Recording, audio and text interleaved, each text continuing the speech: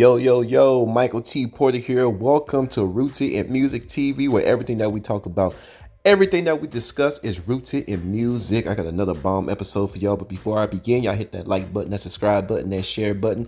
Pass me around, Facebook, Instagram, and all of the social media platforms. And y'all know how I feel about my chizzing. If you guys like to support the channel, Cash App, $ Michael US. I am so grateful. It's going to a great cause. We're growing this channel, getting the message out there, building a community filled with music lovers from rap to R&B to whatever.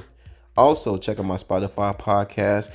Link is in the description. The 250 Gemstones Culture Podcast. Y'all stay and watch the whole video. We need to talk Beyoncé. Beyoncé is making it hot in these streets. She is making the block hot in these streets. Oh my God. Country music did not want this little nigga gal spewing all of her music all over their radio stations. White, conservative, country music radio stations do not want black people up in their mix. They do not want niggas up in there. Ding, ding, ding, ding, ding, ding, ding. You better count your money. Bone Thugs in Harmony. Bye. But here's the thing. Black people voices sound so good over country beats. Black country music is black music. It has been hijacked by the white community. Word on the street, country music is black music, and it has been hijacked by conservative white group of people, and they don't want any of the black influence. They don't want no afros, no dreadlocks, no gold teeth. They don't want none of that up in there. I got a video I want to play for y'all, and this I think he's Latino, or maybe he's half black, half white. I don't know, but this man is putting the boot in the asses of country music supporters, country music executives, the ones of the owners of the labels, the owners of the radio stations. He is putting boots in their asses in support of Beyoncé. In support of Beyoncé. Once again, country music representatives and supporters, fans, don't want niggas up in they mix. Y'all watch this video and I'll be right back with you to give you my opinion. Let's go. You are welcome. That was Beyonce's Texas Hold'em, one of two songs she's dropped in advance of her much-anticipated country album, stated to be released on March 29th. But not everyone is thrilled about the icon's foray into the genre. In fact, one Oklahoma-based radio station sparked outrage this week for initially refusing to play Beyonce's new single. A fan who requested the song received an email reply that read, quote, "Hi, we do not play Beyonce on KYKC as we are a country music station."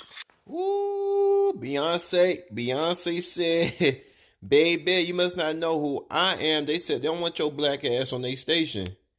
You are an R&B and hip hop artist. We don't want your music on our goddamn stations.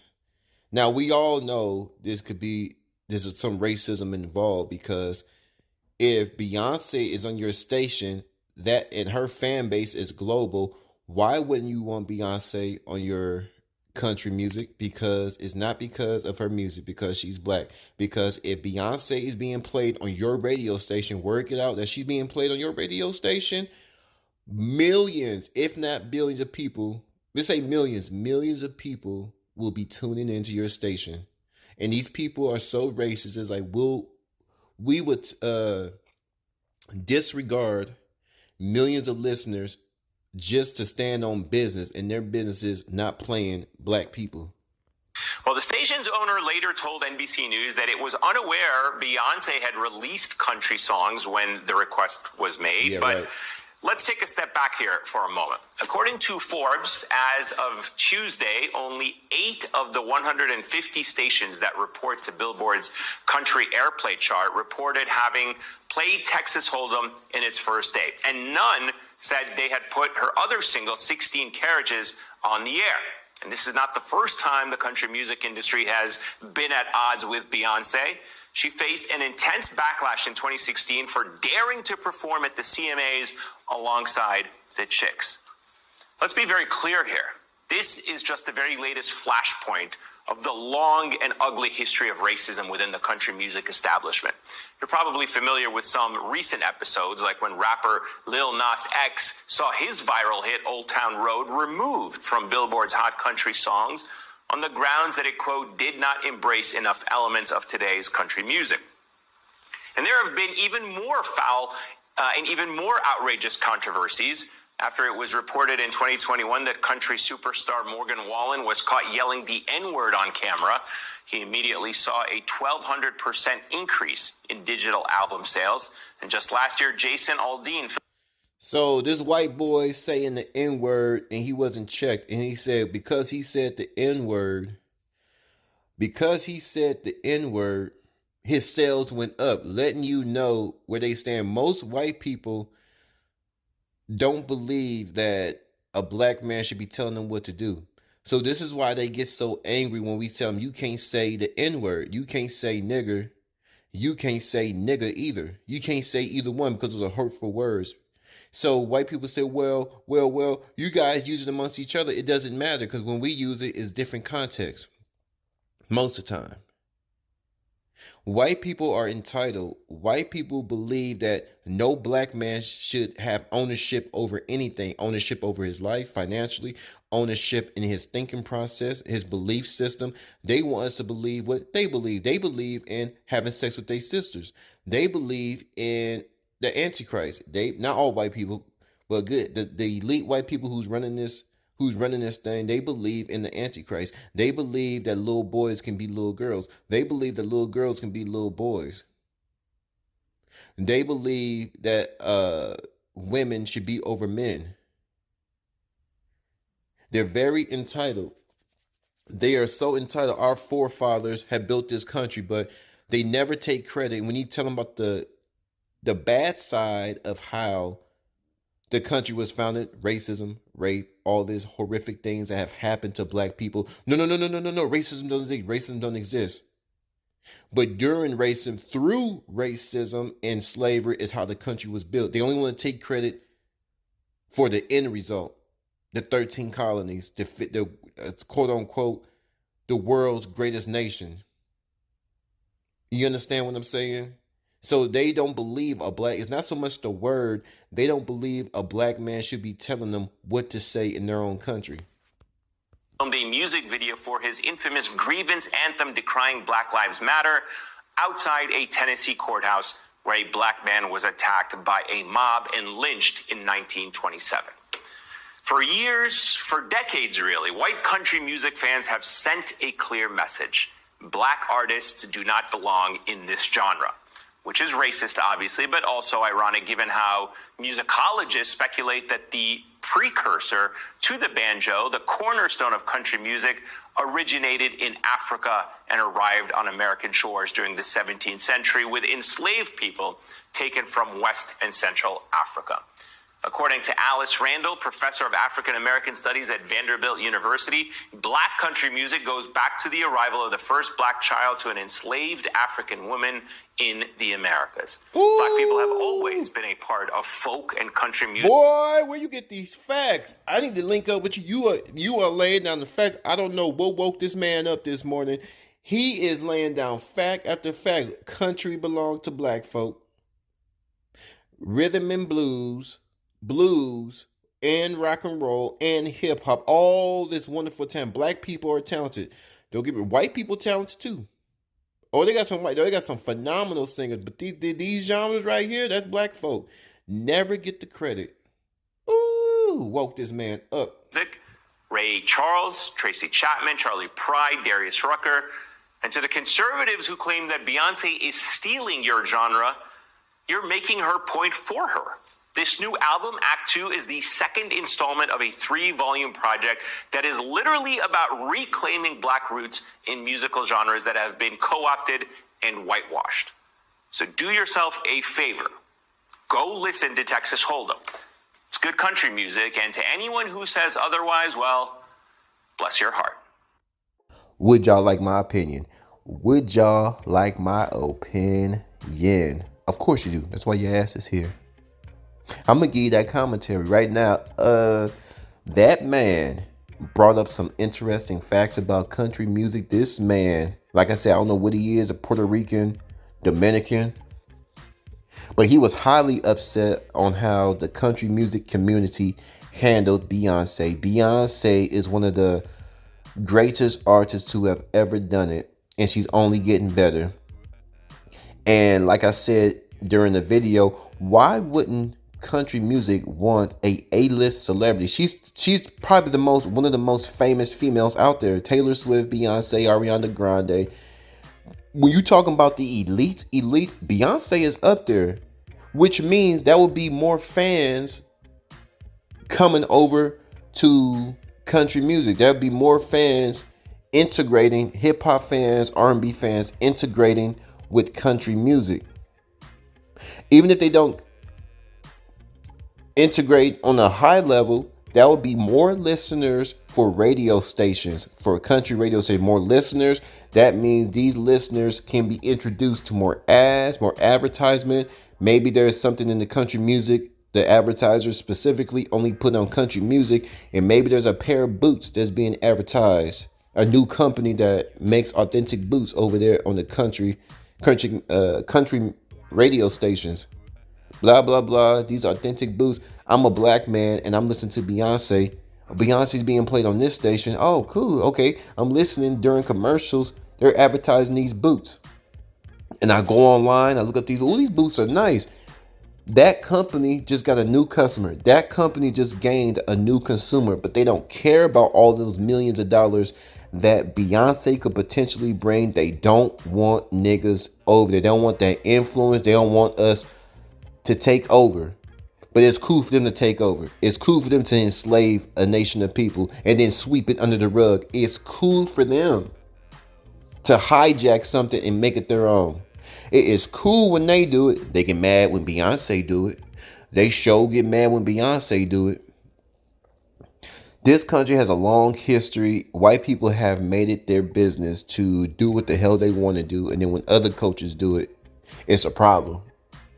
They're very entitled. It's okay for them to keep everything intact and stand on ownership. But when a black man, especially a black man, when a black man wants to own something, even the word nigga, we can't even own the word nigga. Black Wall Street. Every time black men trying to own something, and then not only just own it, push people out. No, we're only going to hire black folk. You're racist. Black man is racist. The black man is racist. The black man is racist because he wants to put himself first. Well, here's the thing. And if you white, you listening, sit your ass down. If you black and you listening, you sit your ass down. Every ethnicity, because this is a music channel. All y'all sit your ass down because I'm speaking from a black man perspective living in America. Do the Chinese feel guilty when they advance, whether they're in China or in America? Do the Chinese feel guilty about when they advance and put their people first? Have you ever seen the Chinese advance in technology and manufacturing and say, you know what, man, we're just getting ahead a little bit too far. Let's give some money to the black community. Let's give some money to the white community. No, they're gonna put themselves first. They're gonna put their nation first, and they're gonna get on with the get on. The Jews, all those banks, all that money that the Jews are making, have they ever came to the black community and said, man, I just feel so bad about them boys out there in Holly Grove. They ain't got nothing. I just feel so bad because we have learned how to manipulate the banks. We have learned the essentials of owning a bank. We have learned that a nation will not move without a bank. Man, I just feel so guilty that them boys out there in New Orleans, them boys out there in Brooklyn, Miami, all the blacks out there in America, they don't understand the game.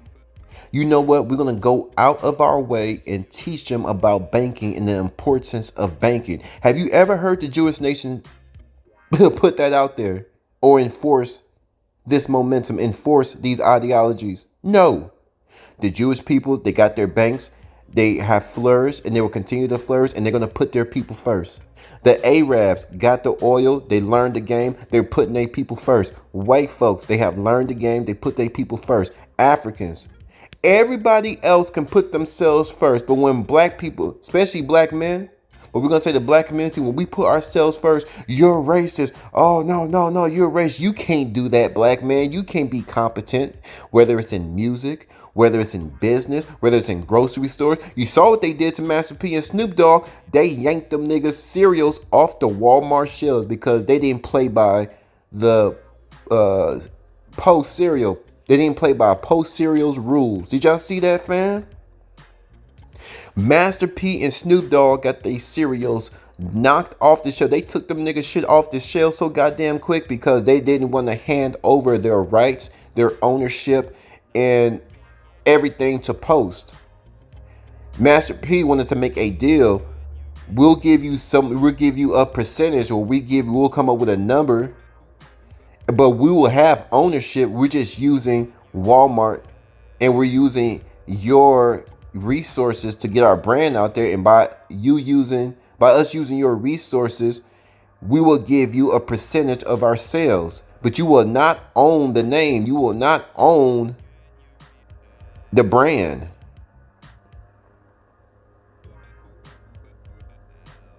Every other nation can put themselves first but black folk.